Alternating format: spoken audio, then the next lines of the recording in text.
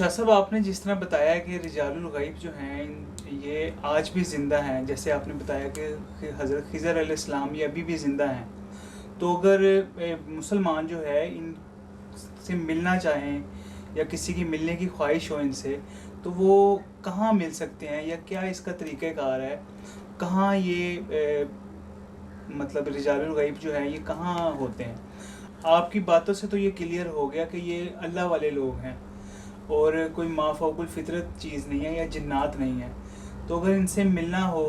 تو ان کی تلاش کہاں کی جائے؟ بسم اللہ الرحمن الرحیم۔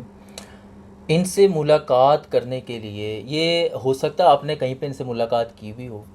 ضروری نہیں ہے کہ آپ کو اسپیشلی کہیں پہ کوئی ٹریول کرنا پڑے، لیکن میں چند یہاں پر مقامات بتا دیتا ہوں جہاں پر رجال الغیب حضرات جو ہیں، خاص طور پہ حضرت خضر علیہ السلام، حضرت خضر علیہ السلام یہ بھی تشریف لے کے آتے ہیں۔ تو اس میں سے سب سے پہلے کعبۃ اللہ شریف، یہاں پر دیکھیے جب بھی ہمیں موقع ملے نا حرم کعبہ کی طرف سفر کرنے کا، تو کوشش یہ کیا کریں کہ وہاں پر جاتے ہوئے اخلاقیات اور نرمی کو اپنے اندر سمجھیں کہ اس کو لباس کے طور پہ پہن کے جائیں۔ ہو سکتا ہے کہ بعض دفعہ امتحان کے طور پر، ابھی ہم نے واقعہ سنے نا حضرت موسیٰ علیہ السلام کے حوالے سے، تو ہو سکتا ہے کہیں پہ آپ کے امتحان کے لیے کہ میرا بندہ میرے گھر کی طرف آ رہا ہے، تو اس کو کسی آزمائش میں مبتلا کر کے میری محبت تو ذرا چیک کرو کہ کس قدر ہے۔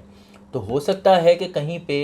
آپ کو رجال الغیب ہی میں سے کوئی آ کے کسی قسم کے امتحان کے اندر یا آزمائش کے اندر آ کے مبتلا کرے اور آپ اس میں پورے نہ اتر سکیں۔ اس لیے نرمی اس مقام پر قدم قدم پہ رکھنی چاہیے کہ یہ اللہ الصمد کی بارگاہ ہے جہاں آپ نے جانا ہے۔ تو کعبۃ اللہ میں آپ کو انبیاء علیہم السلام کی ارواح اور خاص طور پہ حضرت خضر علیہ السلام اور حضرت الیاس علیہ السلام، یہ دونوں حضرات مفسرین بھی لکھتے ہیں کہ یہ تشریف لے کے آتے ہیں۔ تو ہو سکتا ہے عمرہ کے دوران یا حج کے دوران آپ کی ان سے ملاقات ہو جائے۔ مدینہ پاک بلکہ سرکار علیہ الصلاۃ والسلام کا جب ظاہری وصال ہوا تو حضرت خضر علیہ السلام نورانی چہرے کے اندر آپ سرکار علیہ الصلاۃ والسلام کا دیدار کرنے آئے، اور وہاں پر آپ نے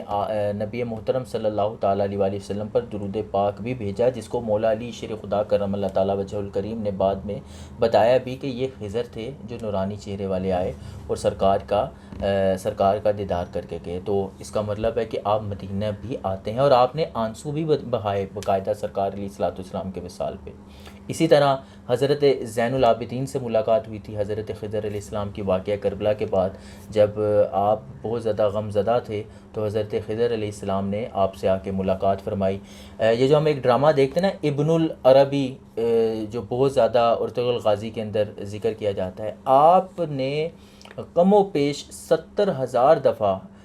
حضرت خضر علیہ السلام سے ملاقات کی، بلکہ علم بھی آپ نے ان سے حاصل کیا۔ تو آج بھی لوگ حضرت خضر علیہ السلام سے علم بھی حاصل کرتے ہیں۔ جب ہم رجال الغیب کی ابھی ڈیفینیشن کے اوپر نہیں ہم آئے، وہ انشاءاللہ ہم آگے میں آپ کو عرض کرتا ہوں، لیکن رجال الغیب جو ہیں ان کے دل انبیاء کرام علیہم السلام کی رحمت اور برکت اور ان کے علم کے سائے کے اندر دھڑکتے ہیں، وہ میں آپ کو انشاءاللہ عرض کروں گا۔ تو آپ لوگ ان سے آج بھی علم کا فیضان، جو کہ اصل میں انبیاء کرام علیہم السلام کی طرف سے فیضان آ رہا ہوتا ہے، وہ آپ ان سے حاصل کر سکتے ہیں۔ تو حضرت محی الدین ابن عربی رحمۃ اللہ تعالیٰ علیہ، انہوں نے حضرت خضر علیہ السلام سے علم بھی حاصل کیا۔ اسی طرح حضرت خضر علیہ السلام آج بھی بہت سے مشکل جن لوگوں کو پریشانی ہوتی ہے، کہیں کوئی ایسی اللہ تعالیٰ سے دل سے دعا کرتے ہیں، تو آج بھی یہ آ کے مدد کرتے ہیں۔ اسی طرح آپ زیارات پہ جائیں، آپ کو ہو سکتا ہے کربلا کے راستے میں کہیں مل جائیں، آپ مسجد میں نماز پڑھنے آئے، ہو سکتا ہے آپ کو مسجد میں مل جائیں، ہو سکتا ہے آپ کو کوئی ایسا انجانا سا بزرگ آ کے اس طرح سے دعا دے اور آپ کے دل کے اندر کی کیفیت چینج محسوس ہو اور آپ کو فیل ہو کہ یار یہ بزرگ کے اندر کوئی چیز تھی، تو وہ رجال الغیب میں سے ہو سکتا ہے۔ یہاں پر میں آپ کو عرض کرتا چلوں کہ مدینہ پاک جب بھی جائیں اور مسجد حرام بھی جائیں، تو کوشش کیا کریں کہ وہاں جو بھی آپ کو نورانی چہرے والے بزرگ نظر آئیں یا کوئی ضعیف عمر والے بزرگ نظر آئیں، ان سے لازمی مصافحہ کیا کریں اور دعا کا کہا کریں۔ رجال الغیب ہیں یا نہیں ہیں، ایک تو ویسے ہی اخلاقیات ہیں، نمبر 2 اگر وہ رجال الغیب میں سے کوئی فرد ہوا تو ان کی دعا آپ کو لگ گئی تو آپ کے بیڑے پار ہو جائیں گے تو یہ اکثر مدینہ پاک اور کعبۃ اللہ یہاں پر آپ کو ملیں گے، اور جہاں پہ بھی جب بھی آپ کا دل اندر سے گواہی دے کہ یار ہو سکتا ہے یہ کوئی اللہ والے جو چھپے ہوئے رجال الغیب ہیں ان میں سے نہ کوئی ہو، تو آپ فوری طور پہ ان کو دعا کے لیے کہیں، سلام کریں، ان کی دستبوسی کریں، تو انشاءاللہ آپ کی دل کی کیفیت چینج ہوتی ہوئی بھی نظر آئے گی۔ اچھا، حضرت خضر علیہ السلام کو خضر کہتے کیوں ہیں؟ ان کا جو لقب ہے یہ خضر ہے، اصل نام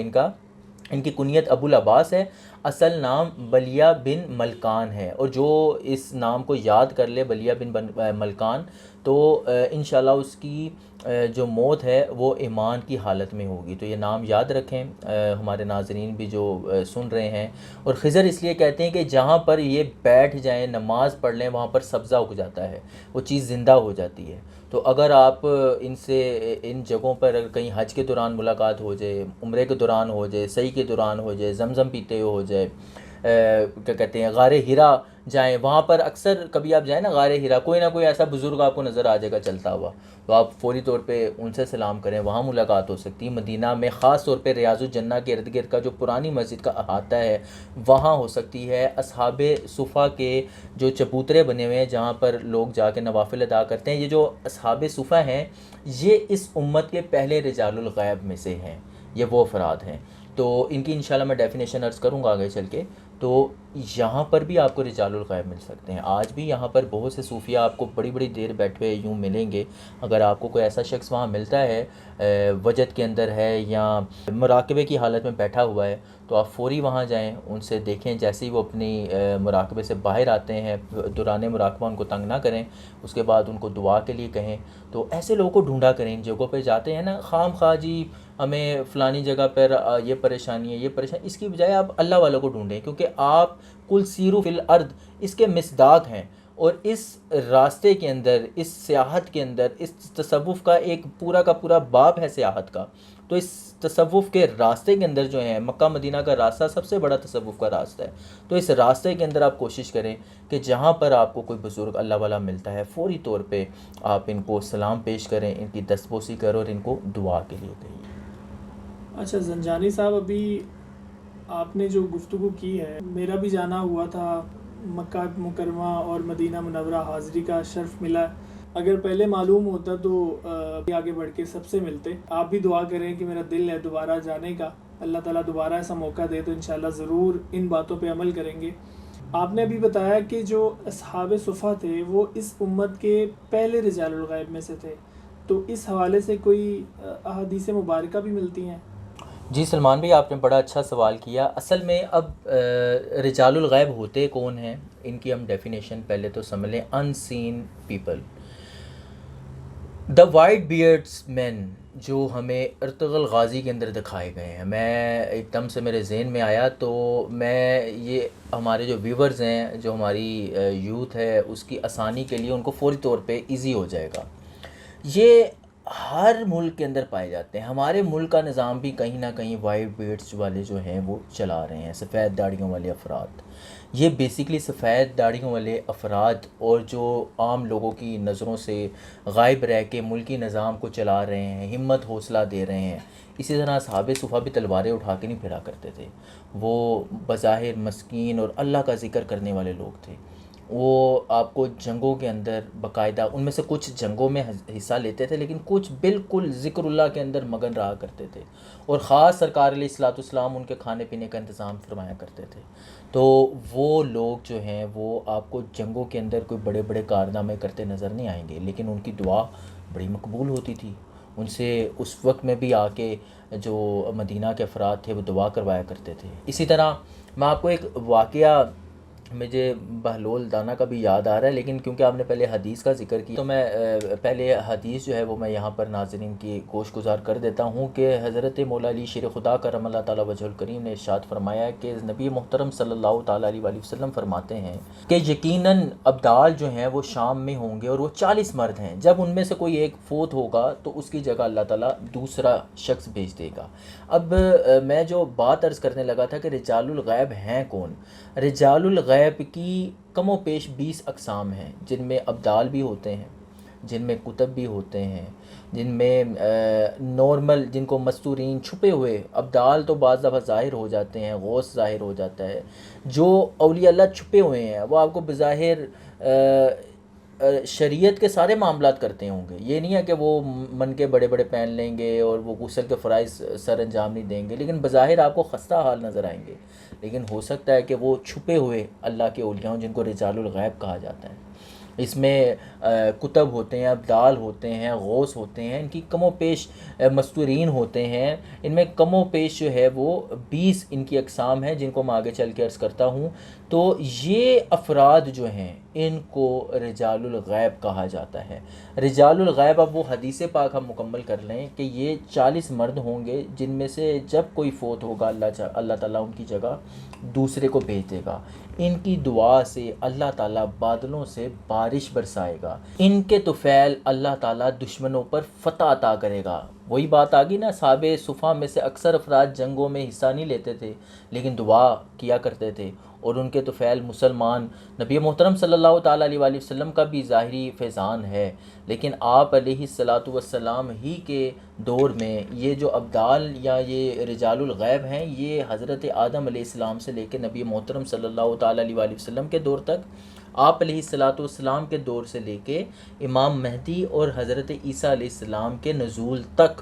یعنی امام مہدی کے ظہور اور حضرت عیسیٰ علیہ السلام کے نزول تک یہ جو رجال الغیب ہیں یہ آتے رہیں گے. تو ان کے طفیل اللہ تعالیٰ، جو حدیث کے الفاظ ہیں، ان کے طفیل اللہ تعالیٰ دشمنوں پر فتح عطا کرے گا، اور ان کی برکت سے اللہ تبارک و تعالیٰ بلاؤں کو ٹال دے گا. آج ہم لوگ کہتے ہیں کہ یار ہمارے ملک کو کوئی بزرگوں کی دعائیں چلا رہی ہیں، تو یہ وہی وائٹ بیئرڈز ہوتی ہیں، یہ وہ لوگ ہوتے ہیں جو ارطغرل غازی کے اندر ایک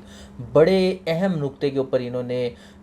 ہماری عوام اصل میں اس سائڈ پہ جاتی نہیں ہے، لیکن بڑی ہی باریکی کے ساتھ اور بڑی ہی خوبصورتی کے ساتھ اور بہت ہی زیادہ ان لوگوں کو عزت کے مقام کے ساتھ انہوں نے وائٹ بیڈز کے طور پہ رجال الغیب کو دکھایا ہے. اور یہ دکھایا ہے کہ ابن العربی جیسے افراد آ کے ان کے لیے سپورٹ کر رہے ہیں، وائٹ بیڈز جیسے افراد جو ہیں وہ ان کے لیے دعائیں کر رہے ہیں اور ان کو گائیڈ کر رہے ہیں کہ بھائی آپ یوں کریں گے تو آپ کو اللہ تبارک و تعالیٰ فتح دے گا، اور وہ لوگ پیچھے بیٹھ کے دعا کر رہے ہیں. تو یہ ہر جگہ پر موجود ہوتے ہیں، ہمیں نہیں پتہ ہوتا، اللہ تعالیٰ نے ان کی ڈیوٹیز لگائی ہوتی ہیں.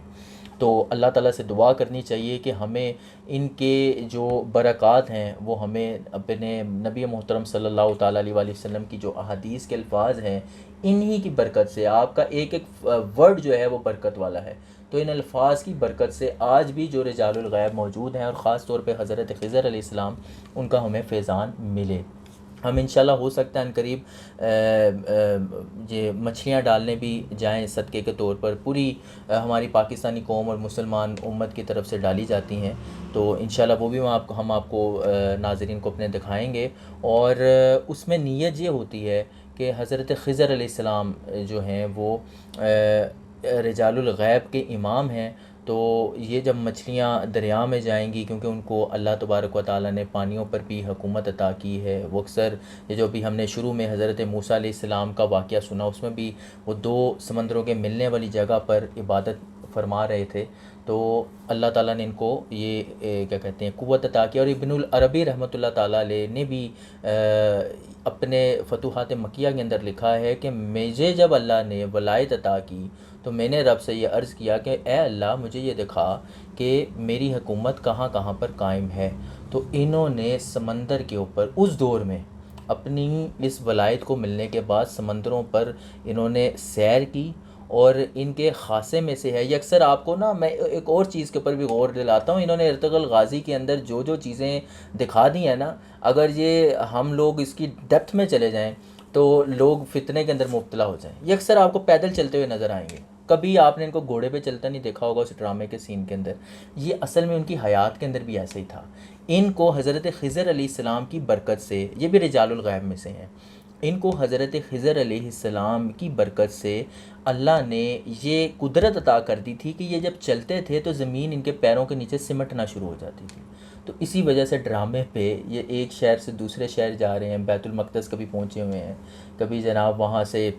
یہ ترکی کا یہ قسطنطنیہ کے علاقے کے اندر آ گئے ہیں جی ارطغرل غازی کو ملنے کے لیے، کبھی کہیں آ گئے اور پیدل ہی چلی جا رہے ہیں، تو یہ اللہ تعالیٰ نے ان کو خاص عنایت عطا کی ہوئی تھی کہ وہ جب چلتے تھے تو زمین ان کے پیروں کے نیچے سمٹ جاتی تھی. تو یہ رجال الغیب کی قوت ہے. یہاں پر اگر میری بات پر آپ کو حیرانی ہو رہی ہے تو ہم قرآن پاک میں آصف بن برخیہ کو ذکر کر لیتے ہیں، جنہوں نے ملکہ بلقیس جو ہیں ان کا تخت جو ہے وہ پلک جھپکتے ہی